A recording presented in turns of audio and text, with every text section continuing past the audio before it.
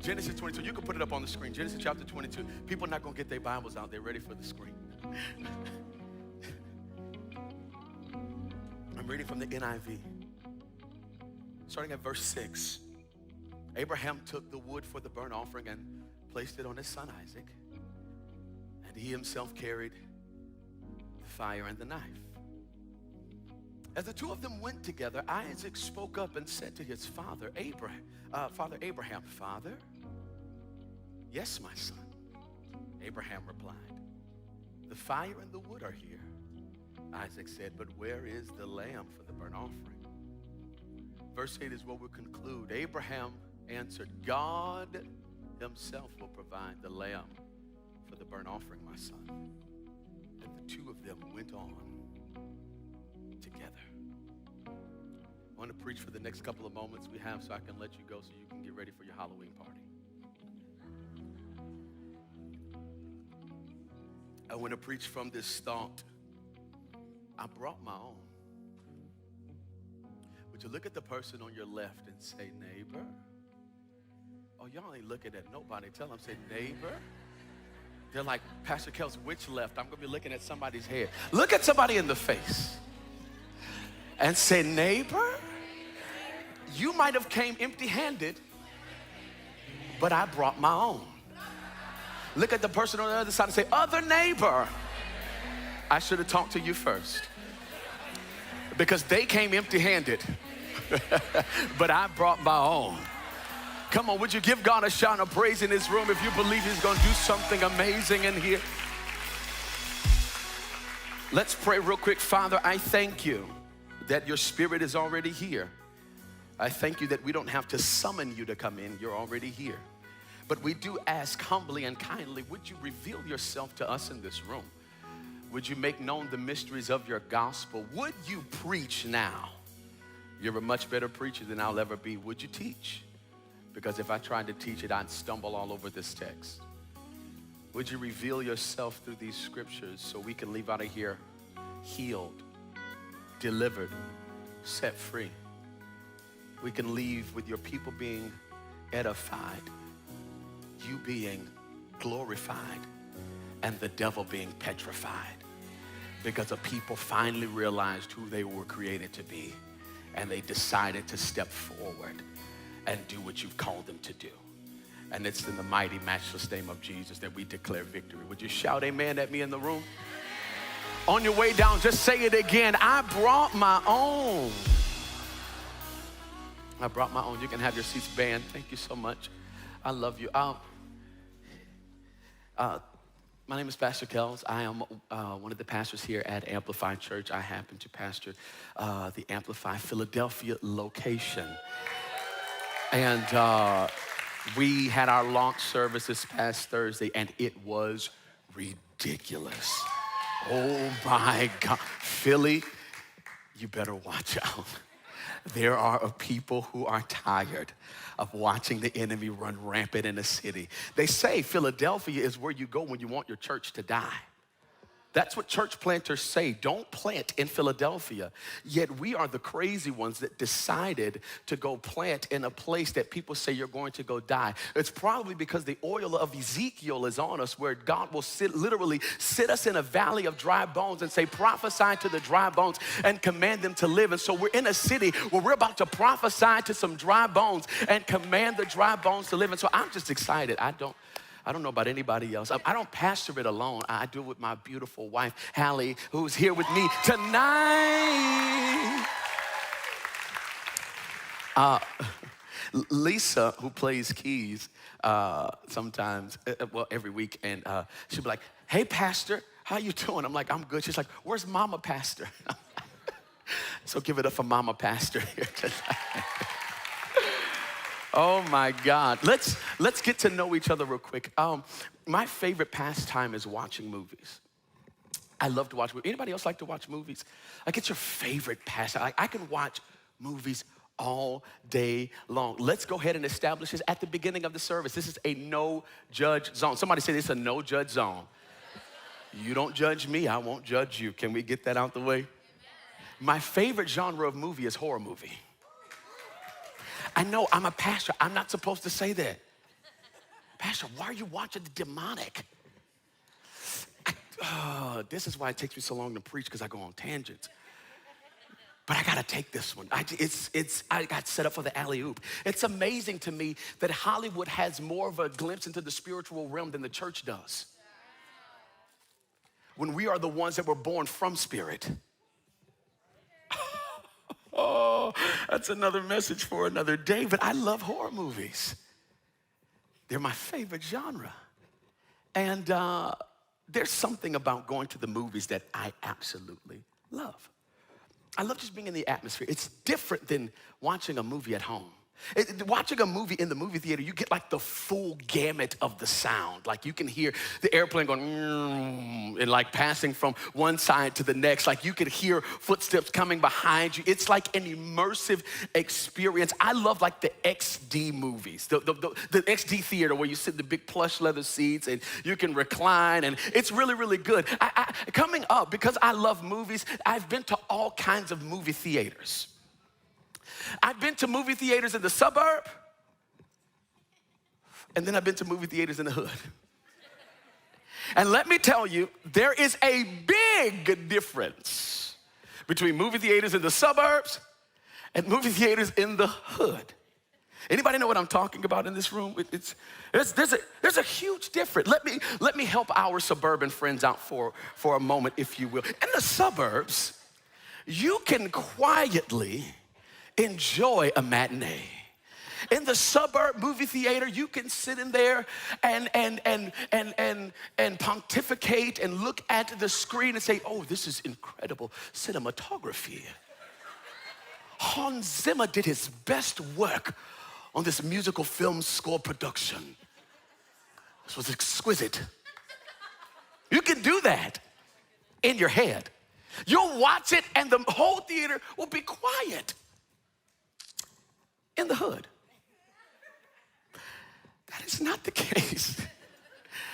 You cannot watch a movie in the hood theater without commentary.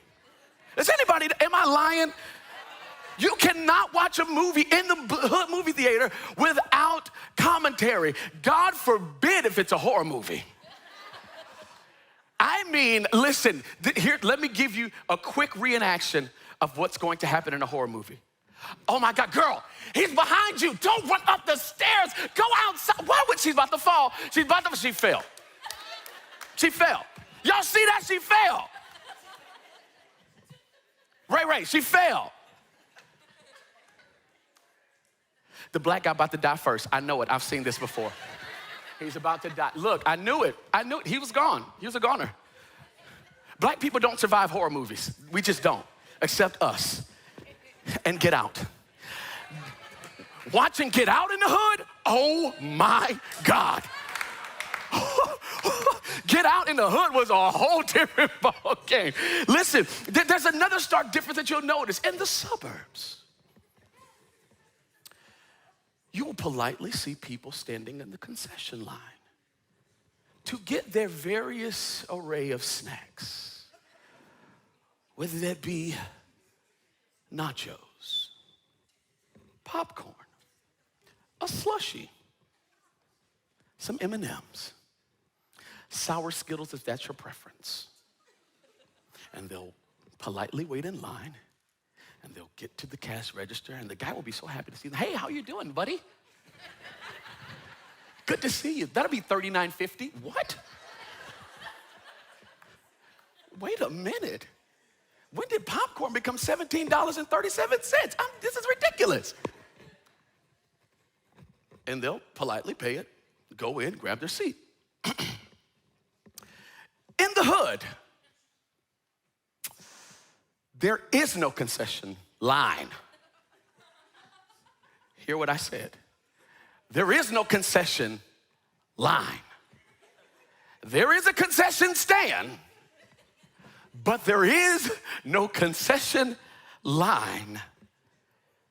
And then you're faced with this tension of being in the theater, knowing that no one was in the concession line, yet hearing,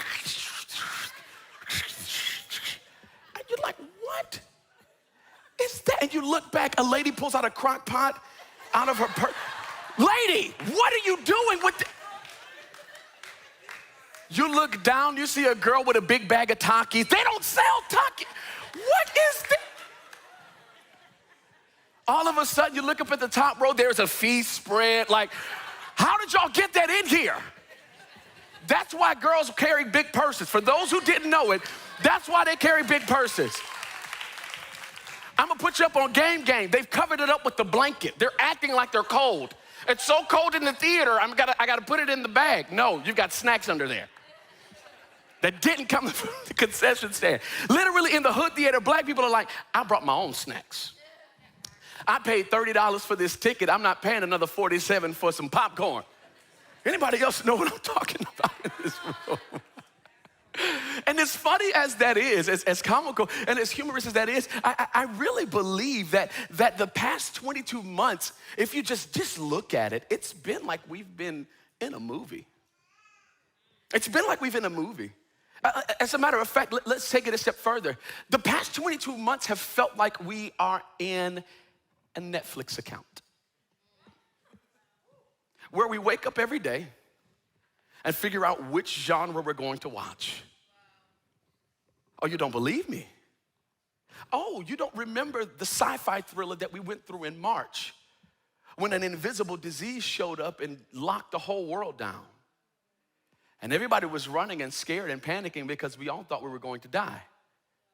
Oh, you don't remember the political justice movie that happened right around the summertime where people were in the streets protesting and rioting and upset and angry, and we were trying to figure out what's the next hashtag we're going to post. Y'all remember the political justice movie?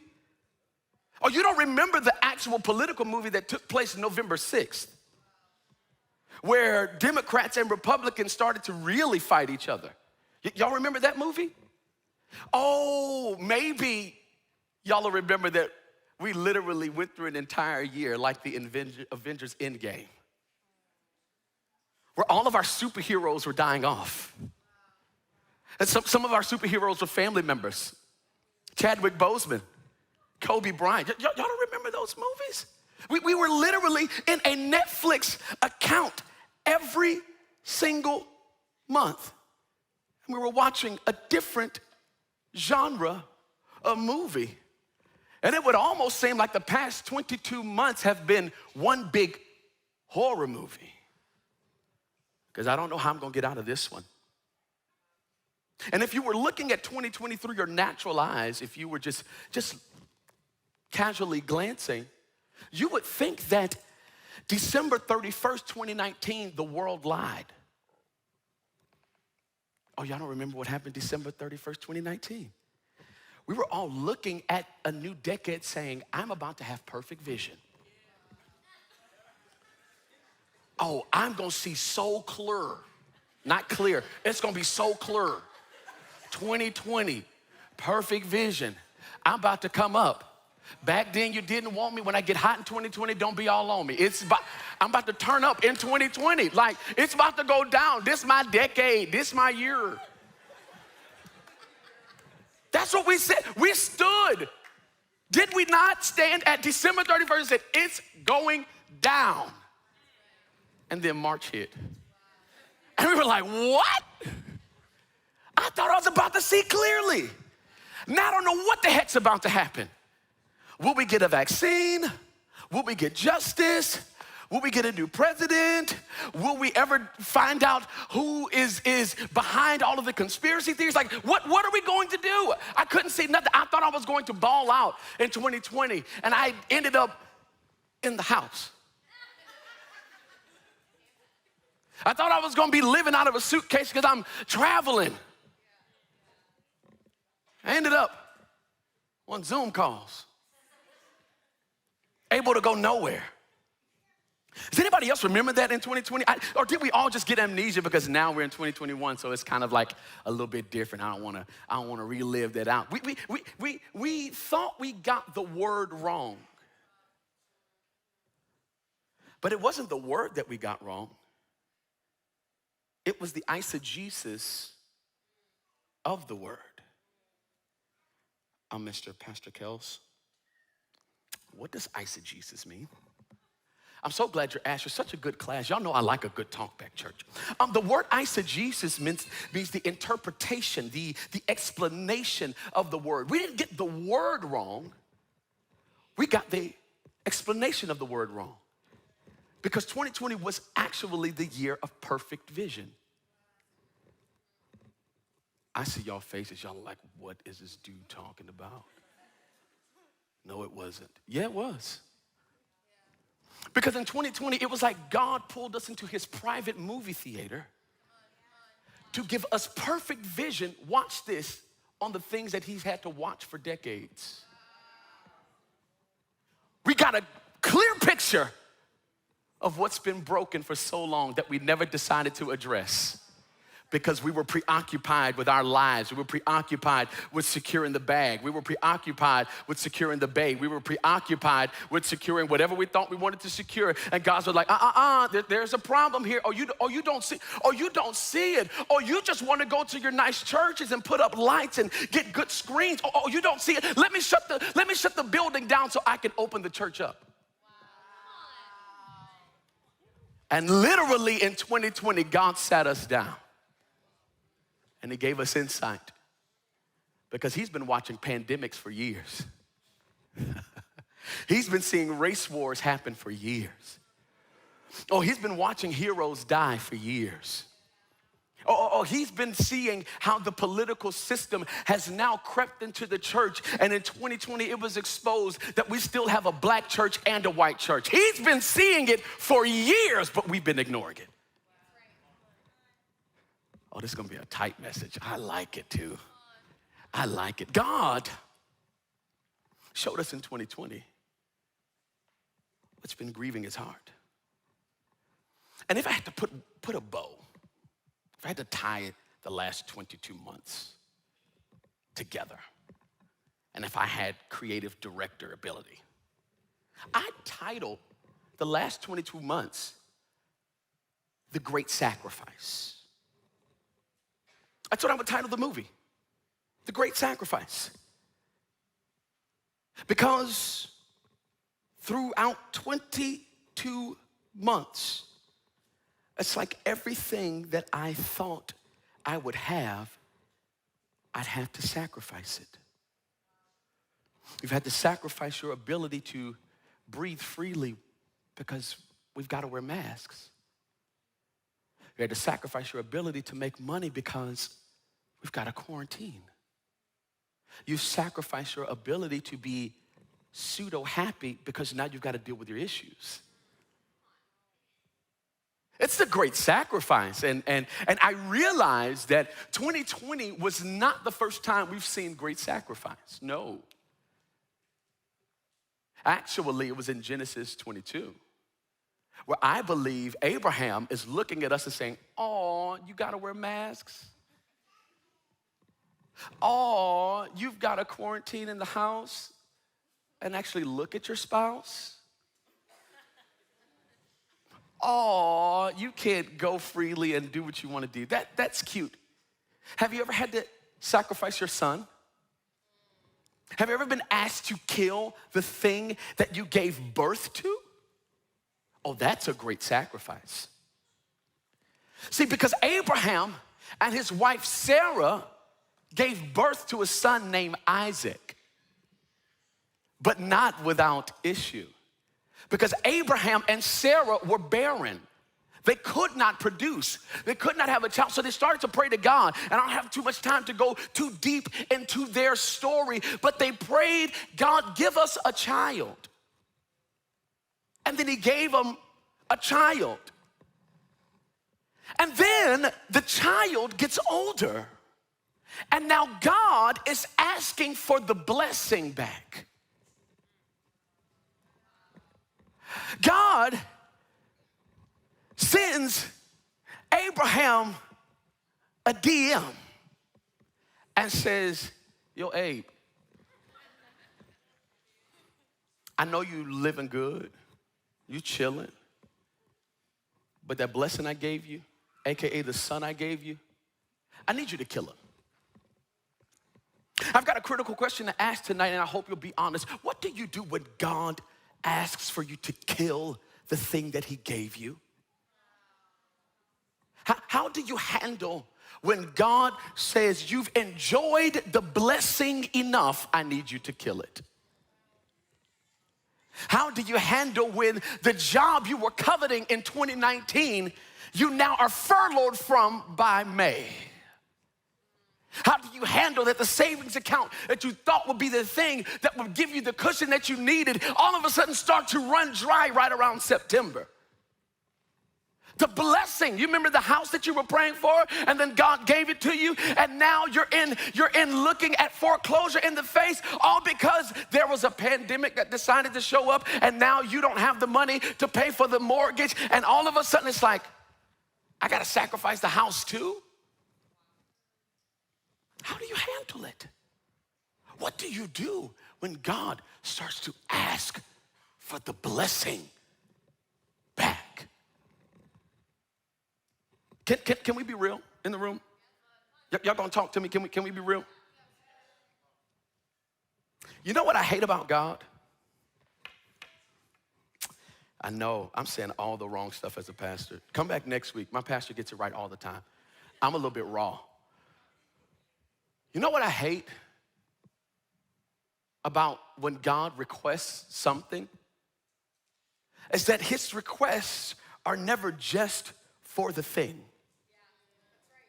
When God asks for something, it's usually a compound request. Because you're going to have to give up that thing and some other things. It would be easy if God just asked for the one thing. I'd be fine, cool. But when multiple things have to now come into this agreement, now I'm frustrated because I wasn't prepared to sacrifice that. God told you you would be successful, and all you thought you would have to do was sacrifice some sleepless nights, but you didn't know you'd have to sacrifice your love life as well. God told you you'd be a good father, and you thought you were just gonna get to love the kids, but you didn't know that you also had to sacrifice your daddy issues. Sacrifice. It's a compound ask. And here Abraham, with God asking for his son. And you know what I found out? That when God asks you for something, it's because you can be trusted to be tested. And I almost titled the sermon tonight, Trusted to be Tested. How do we know this? Come here, Job. The enemy says, if you give me somebody, I'll make them curse you. God suggests Job. So Job loses his family. Job loses his money. Job loses his health. Not because he was bad, but because God suggested him. Can I tell you that sometimes the problem that you're going through is not for you, it's for God to prove that the devil can't touch you even if he wanted to. Oh man, I'm gonna go preach this at a conference because y'all don't know when to shout. I'm telling you that God is saying, I need to trust you to be tested, because when you are tested, that's when my grace is proven.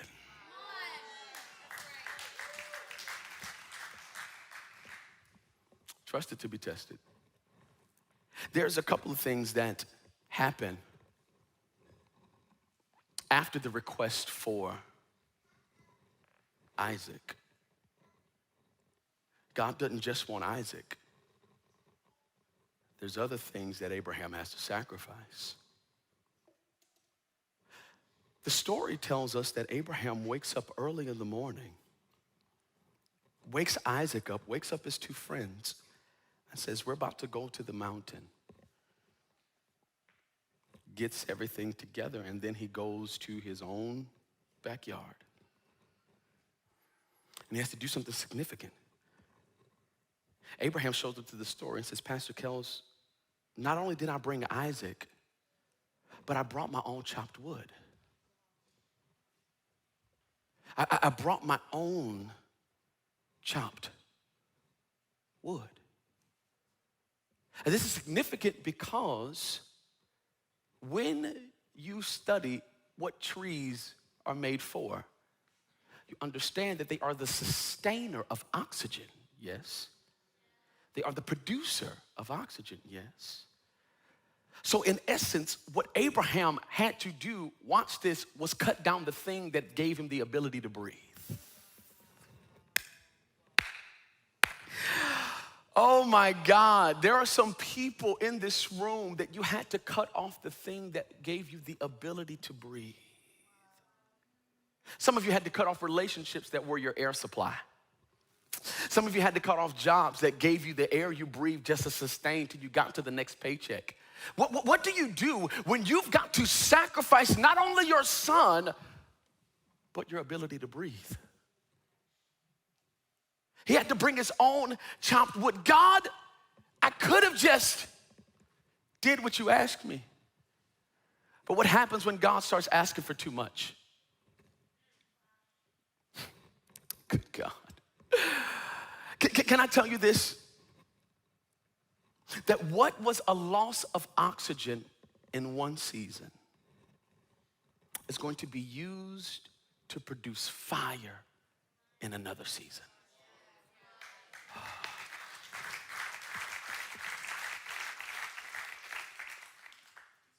It's going to be used to produce fire in another season. God is saying, I had to take you through the hurt because you're going to rechannel the hurt and you're going to use that to produce the fire that you need, to produce the focus that you need, to produce the faith that you need, to produce the whatever you want to see. God is saying, what you went through, I'm about to use that thing to produce fire. Oh, I'm preaching to myself. I'm preaching to myself. What he's about to do is he's about to allow you to be a fire starter. That hurt, that pain, he's going to use that as a fire starter. See, you can have the wood all day long, but if you don't have something to start the fire with, you just have wood. He has to bring his own chopped wood. Then he walks for 3 days. Every step he takes, my son's about to die. Every step he takes, and I'm going to be the one to kill him. Every step he takes, this is the thing that I prayed for. Every step he takes, now I've got to sacrifice it. God, why would you make me do this? Do you hate me? Are you mad at me? I was showing up to church being a good Christian, and now you want me to sacrifice this thing. My son, my only son. He gets to the mountain, and he tells his friends, y'all stay here. The boy and I are going up to worship. So he was revealing to us that not only do you have to bring your own wood, but you've got to bring your own worship. It's going to get thick right through here. Thicker than it already is.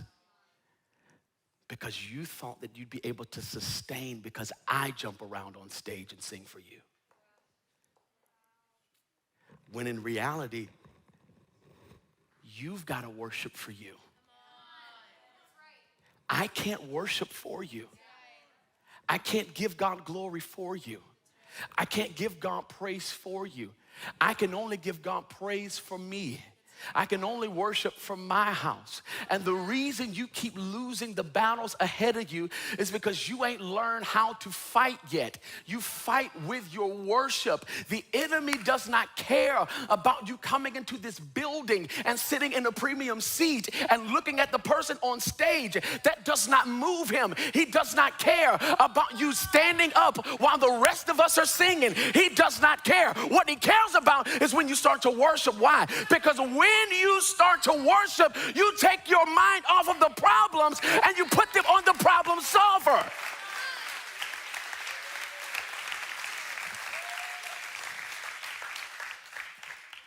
I've decided, I'm about to preach to myself because I've been containing. I got to preach to me. I've decided that I will not come to church and let somebody out worship me.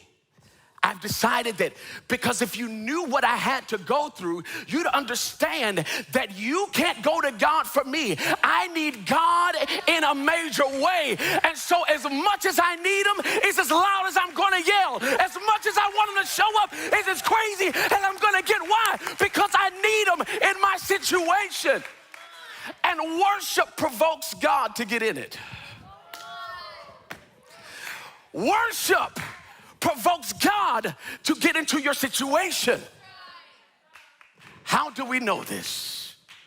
Because Peter is drowning, and Jesus is standing on the thing that Peter is drowning in. But it's not until Peter opens up his mouth that Jesus reaches down for him. Can I tell you, maybe God hasn't gotten to your situation because your mouth is closed.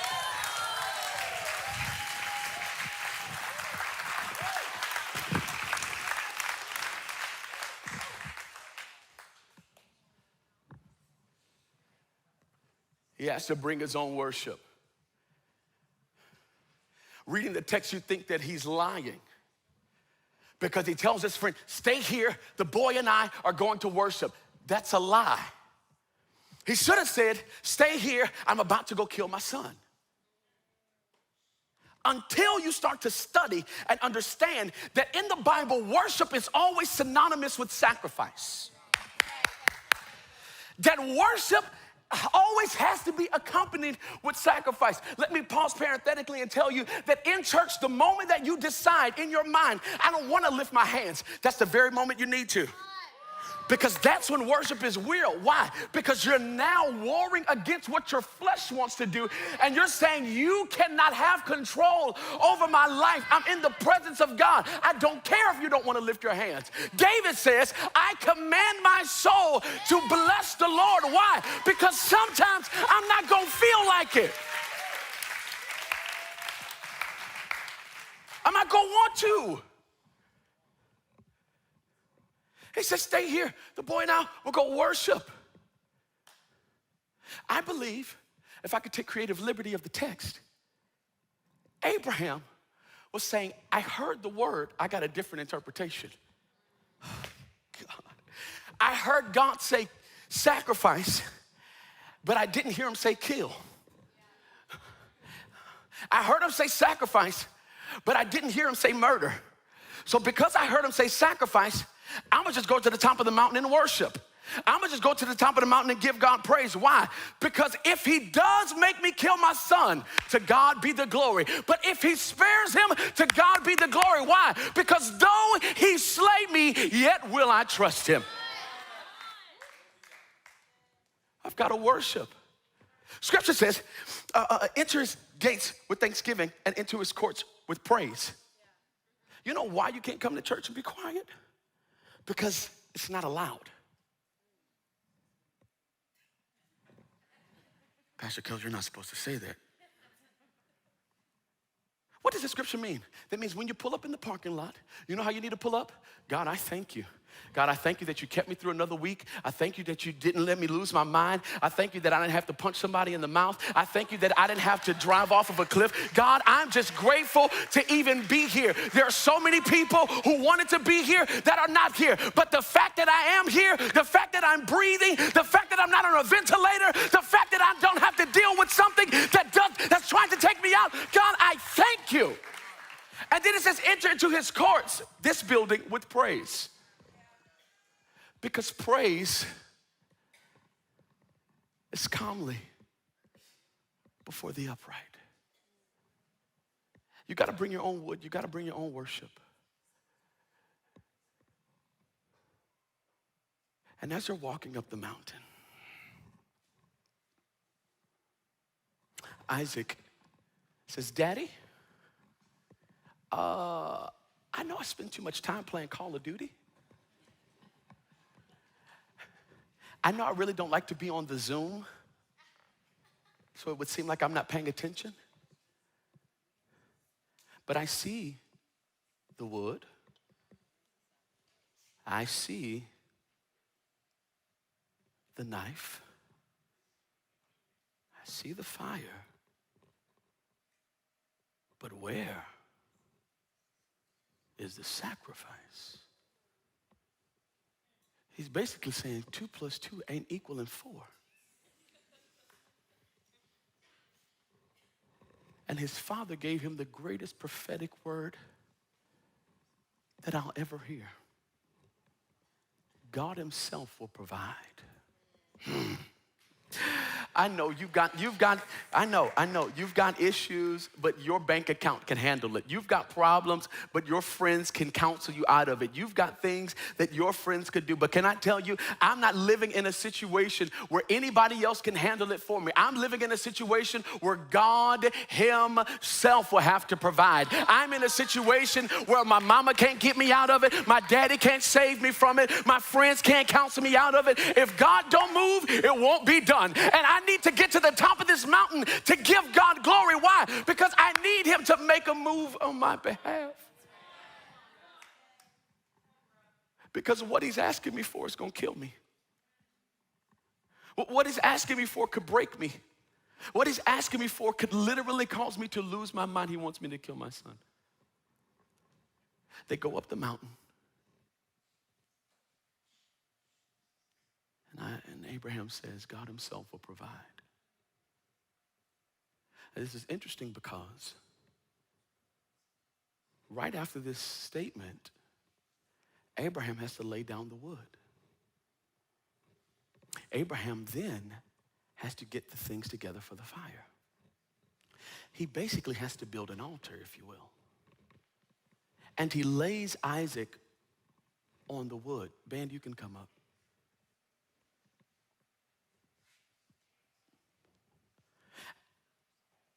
And I started to think, how does Isaac feel in this moment?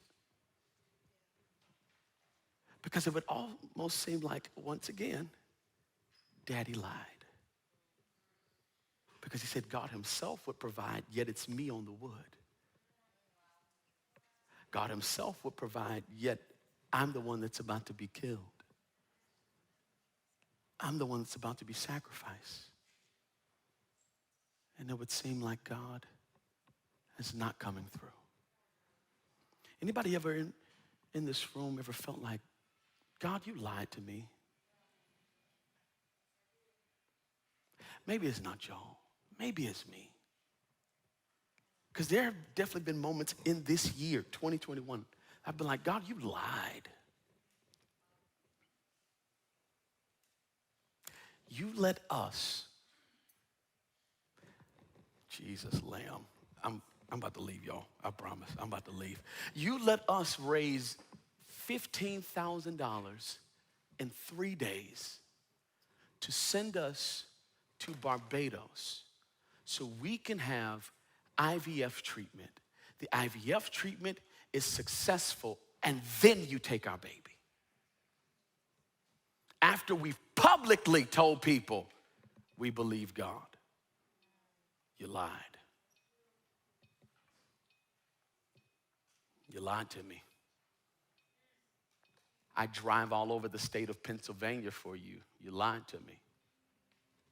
I tire myself out to sing and worship. You lied to me. I preach before people even though they just stare at me like I'm doing a TED Talk. You lied to me.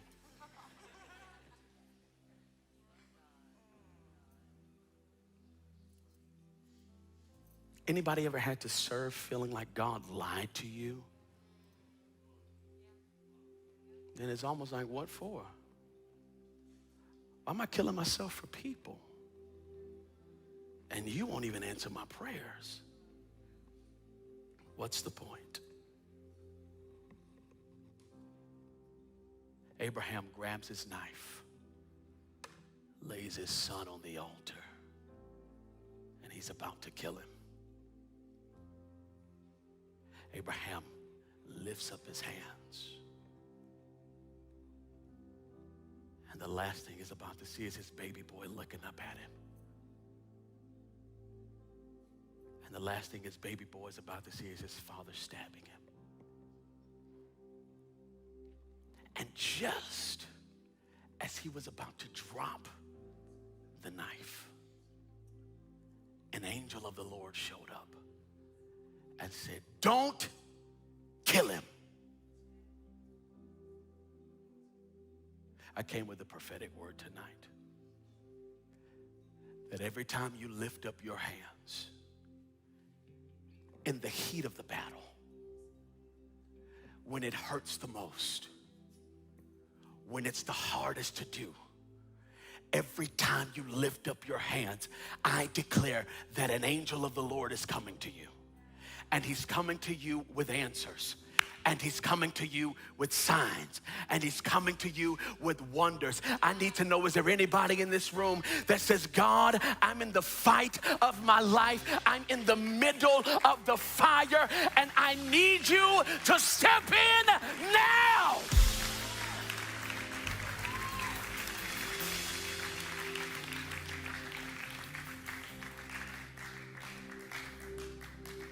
The angel says, don't kill him. Look here. Woo! Look here. Can I tell you that God's about to distract you from your problems? That tonight when we worship, I hear heaven saying, look here. I know it hurts over here, but I need you to look here. I know there's pain over here, but I need you to look here. Why? Because when I can take your mind off of your problems, then I can get you to a place of purpose. He says there is a ram in the bush for you. That means as Abraham was crying going up one side of the mountain, God was sending his answer up the other side of the mountain. Can I tell you that you're gonna go through problems and struggle and pain, but as you're going, God is sending an answer from the other side. I need to prophesy to somebody and tell you, God has already made a way. God has already opened a door. God has already shifted things for you.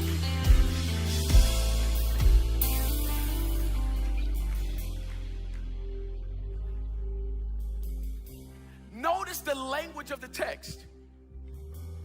He said there's a ram in the thicket, in the bushes.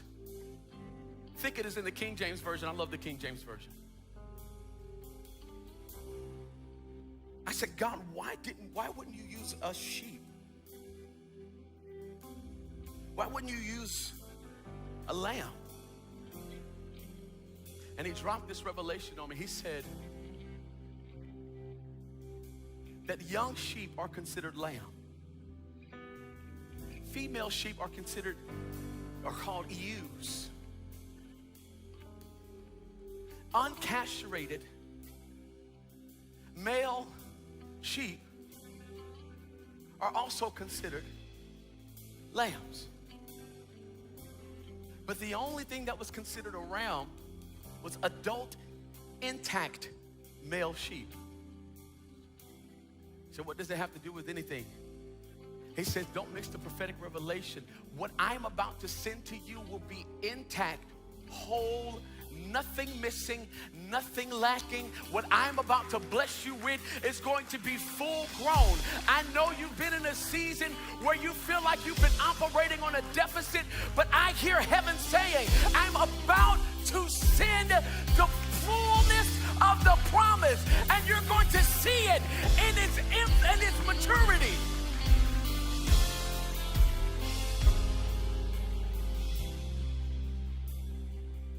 And it was at this moment that I realized that while Abraham's story could have felt like a prequel to the great sacrifice of 2020 and 2021, when you zoom back,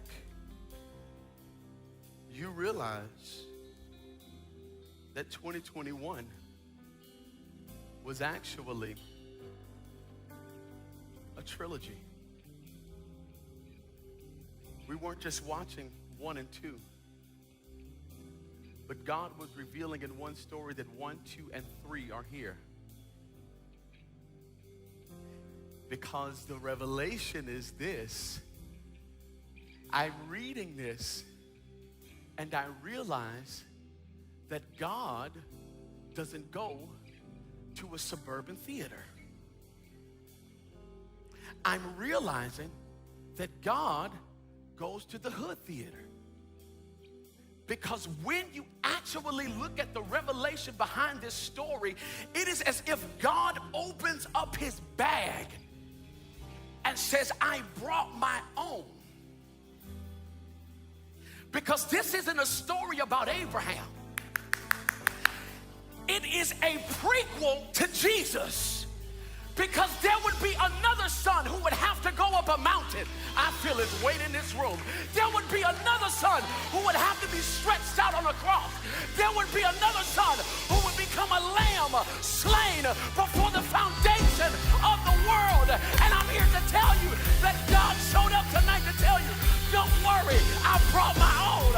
I brought my own grace. I brought my own salvation. I brought my own love. I brought my own sacrifice.